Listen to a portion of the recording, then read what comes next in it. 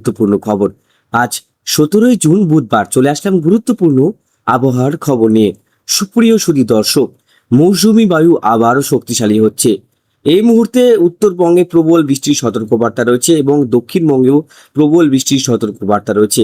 কিছুদিন বাবদ বর্ষা প্রবেশ করলেও মৌসুমী বায়ু সেভাবে সক্রিয় হতে পারেনি।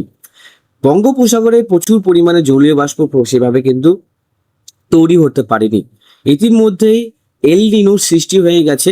ন্যাশনাল ওয়েদার সংস্থা নোয়ার তরফ থেকে জানানো হয়েছে এই বছর যে এল নিনো আসছে, এর প্রভাবে কোথাও অনাবৃষ্টি এবং কোথাও কিন্তু অতিবৃষ্টি হওয়ার সম্ভাবনা রয়েছে। তো বন্ধুরা, আসুন আমরা আজকে জানবো কোন কোন অঞ্চলে আজকে ঝড় বৃষ্টি সহ প্রচন্ড বজ্রপাত সহ ভারী থেকে অতি ভারী বৃষ্টির সম্ভাবনা রয়েছে। সেই প্রতিবেদন আপনাদের কাছে আমি তুলে ধরবো। তো অবশ্যই ভিডিওটাকে ধৈর্য সহকারে সম্পূর্ণ দেখবেন, অবশ্যই চ্যানেলটিকে সাবস্ক্রাইব করে রাখবেন। প্রতিনিয়ত আমরা এই বৃষ্টিপাত আমরা লক্ষ্য করব উত্তরবঙ্গে এবং দক্ষিণবঙ্গের জেলাগুলোতে।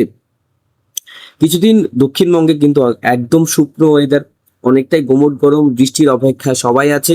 বন্ধুরা, আজ থেকে শুরু করে আগামী কিছুদিন কিন্তু দক্ষিণবঙ্গে বৃষ্টিপাত চলবে। তো এই মুহূর্তে যেটা আপডেট, যেটা স্যাটেলাইট চিত্র, সেটা আমি আপনাদের কাছে তুলে ধরছি। কালকে শিলিগুড়ি এবং উত্তরবঙ্গে জুড়ে এই মেঘটা প্রবল বৃষ্টি ঘটিয়েছিল। ঠিক আছে, প্রবল বৃষ্টি কিন্তু ঘটিয়েছিল। আস্তে আস্তে সেটা গুয়াহাটি, ডিমাপুর, সিলেট এই সমস্ত অঞ্চলে অতি ভারী বৃষ্টি আমরা দেখতে পাচ্ছি হচ্ছে। ময়মনসিংহ, জামালপুর, তারপরে হচ্ছে বগুড়া, নাটোর, টাঙ্গাইল, মৌলভীবাজার এই সমস্ত অঞ্চলে আমি ভারী বৃষ্টি লক্ষ্য করতে পারছি বন্ধুরা। ঠিক আছে, এই দেখুন ভারী বৃষ্টি আমরা এই অঞ্চলগুলোতে পাচ্ছি, মানে নর্থ ইস্টে সমস্ত জেলাগুলোতে, আলিপুরদুয়ার, কোচবিহারও কিন্তু বৃষ্টিপাত চলছে এবং মেঘলা আকাশ রয়েছে।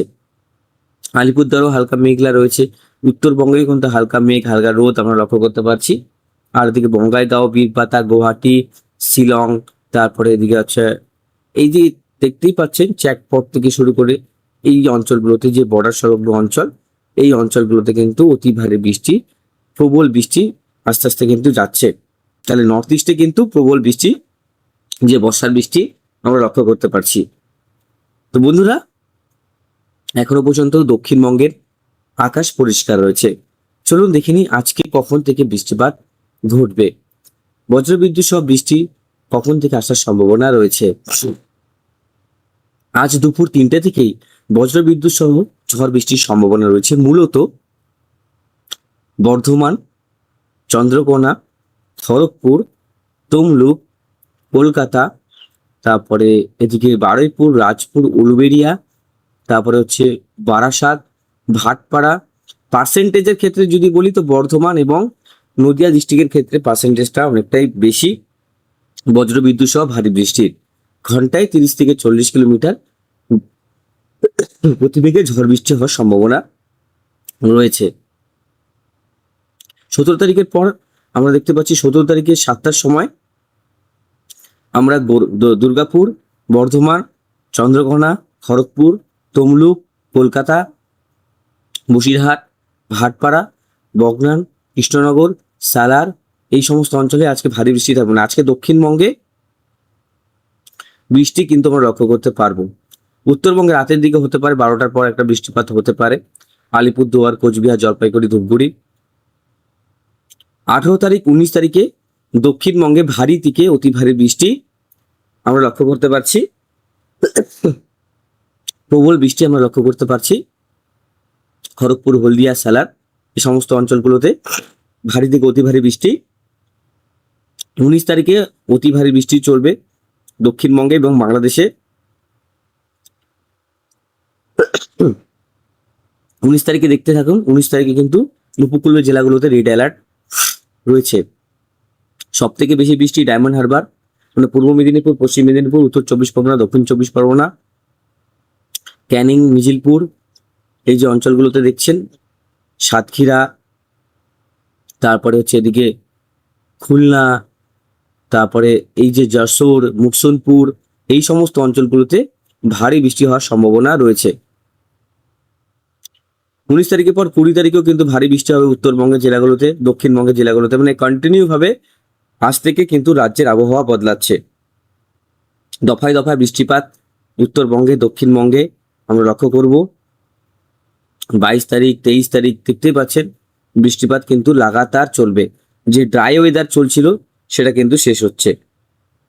আস্তে আস্তে উত্তরবঙ্গেও ভারী থেকে অতি ভারী বৃষ্টি আমরা লক্ষ্য করতে পারছি।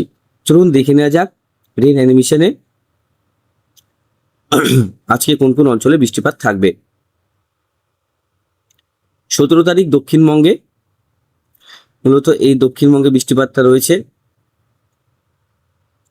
এদিকে আমরা উত্তরবঙ্গে বৃষ্টিপাত পাচ্ছি, সিলেটে বৃষ্টিপাত পাচ্ছি, এদিকে দক্ষিণবঙ্গে বৃষ্টিপাত পাচ্ছি, পশ্চিমের জেলাগুলোতে সব থেকে বেশি।